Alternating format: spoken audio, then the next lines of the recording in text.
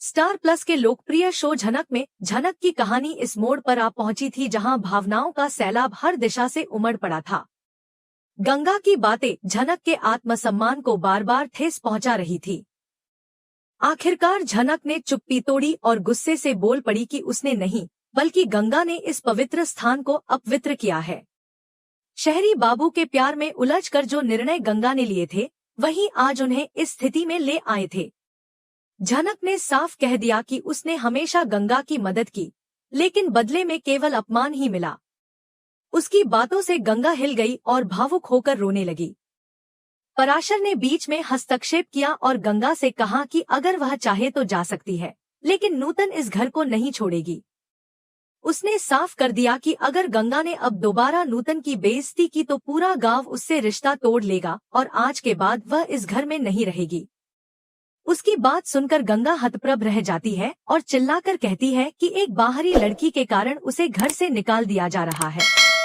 लेकिन पराशर कहता है कि यह निर्णय उसकी वजह से लिया गया है, क्योंकि नूतन को इस घर से जाने की बात करनी पड़ी। वह हाथ जोड़कर नूतन से विनती करता है कि वह न जाए। इसी बीच माहौल में एक और बड़ा मोड़ आता है जब अप्पू अचानक बेहोश हो जाती है। सब घबरा जाते हैं। अनिरुद्ध तुरंत सुझाव देता है कि अप्पू को किसी दूसरे डॉक्टर को दिखाना चाहिए, लेकिन पराशर दुखी स्वर में कहता है कि डॉक्टरों ने कह दिया है अब कुछ नहीं किया जा सकता।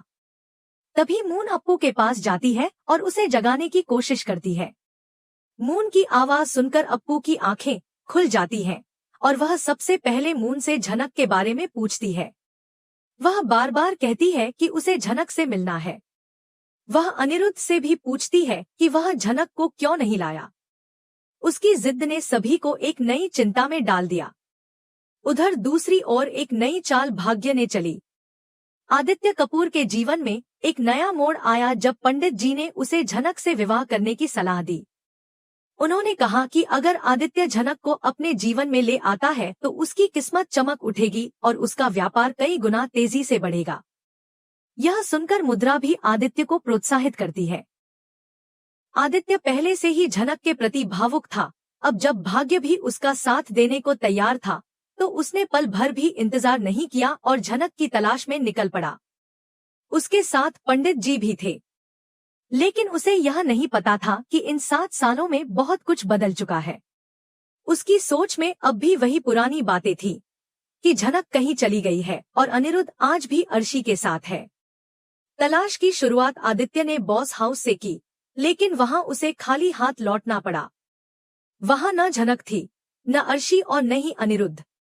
अब केवल एक ही विकल्प बचा था, सृष्टि के घर जाना, जो अर्शी की मां थी और जिसे झनक कभी मां का दर्जा देना चाहती थी। आदित्य सोचता है कि शायद सृष्टि को झनक के बारे में कुछ जानकारी हो। वह पंडित जी के साथ सृष्टि के घर पहुंचता है, जहां माहौल में एक अजीब सी ठंडक महसूस होती है। वह सीधे सृष्टि से पूछता है कि झनक कहाँ है, क्या उन्हें कुछ पता है। उसी समय अर्शी अंदर से गुस्से में बाहर आती है। उसकी आंखों में पुरानी नाराजगी झलकती है। आदित्य उससे वही सवाल दोहराता है, झनक कहाँ है। यह सवाल जैसे ही उठता है, कहानी भावनाओं के एक नए मोड़ पर पहुंच जाती है। कहीं न कहीं प्यार की डोर अभी भी जुड़ी हुई थी। वहीं दूसरी तरफ जल्द ही एक बड़ा सच सामने आने वाला था। अनिरुद्ध को अब तक लगता था कि झनक का बच्चा किसी और का है, शायद उसके पति का, लेकिन सच्चाई कुछ और ही थी। कोलकाता में झनक की करीबी दोस्त ईशानी से अनिरुद्ध की मुलाकात होती है। ईशानी उसे सच्चाई बताती है कि झनक के पेट में उसी का बच्चा था और झनक ने जिस बेटे को जन्म दिया वह उसी का बेटा है। यह सुनकर अनिरुद्ध के पैरों तले जमीन खिसक जाती है।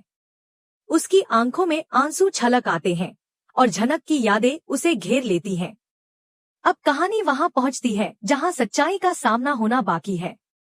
एक तरफ अप्पू की जिद झनक से मिलने की है, दूसरी ओर आदित्य की झनक को पाने की कोशिश और अब अनिरुद्ध के सामने उसका अपना खून खड़ा है, जिसे वह पहचान भी नहीं सका था। यह कहानी केवल एक लड़की की नहीं, बल्कि उन सभी रिश्तों की है जो भावनाओं की डोर से बंधे हैं और वक्त की चोटों के बावजूद कहीं न कहीं एक दूसरे से जुड़े हुए हैं। अनिरुद्ध के भीतर एक नई चेतना जाग उठती है जब वह पहली बार अपने बेटे को देखता है। उसकी आंखें अपने आप भीग जाती हैं और वह महसूस करता है कि जीवन की सबसे बड़ी सच्चाई यही है कि अब उसके सामने उसका खून, उसका वजूद खड़ा है। वह अब और देर नहीं करना चाहता। झनक से माफी मांगता है, झुककर उसके सामने अपने सारे पुराने दोष स्वीकार करता है और आग्रह करता है कि वह उसके साथ कोलकाता चले। झनक पहले तो चौंक जाती है, लेकिन फिर अपने बेटे की खातिर अनिरुद्ध के साथ चल पड़ती है। कोलकाता लौटते हुए अनिरुद्ध मन ही मन कसम खाता है कि अब वह अपने जीवन से झूठे रिश्तों, छल और भ्रम को खत्म करेगा और एक नई शुरुआत करेगा। मगर यह सब इतने सरल तरीके से नहीं हुआ था। एक समय था जब अनिरुद्ध को यह तक पता नहीं था कि झनक उसके बच्चे की मां बन चुकी है। साल भर पहले जब झनक ने बच्चे को जन्म दिया था, उस वक्त वह पूरी तरह अकेली थी। उसकी मदद केवल उसकी एक सच्ची दोस्त ईशानी ने की थी। ईशानी पर झनक का बड़ा एहसान था, क्योंकि झनक ने कभी उसकी इज्जत को बचाने के लिए अपनी जान तक जोखिम में डाल दी थी। उस एहसान के बोझ ने ईशानी को हमेशा झनक के साथ मजबूती से खड़ा रखा। जब झनक ने अपने सबसे बड़े राज से पर्दा हटाया कि वह जो बच्चा पैदा करने वाली है वह अनिरुद्ध का ही है, तो ईशानी स्तब्ध रह गई। उसे यकीन ही नहीं हुआ कि झनक जैसे निस्वार्थ प्रेम करने वाली लड़की को उसका सच्चा प्यार अब तक क्यों नहीं मिल पाया। ईशानी के मन में झनक के लिए कृतज्ञता और भी बढ़ जाती है।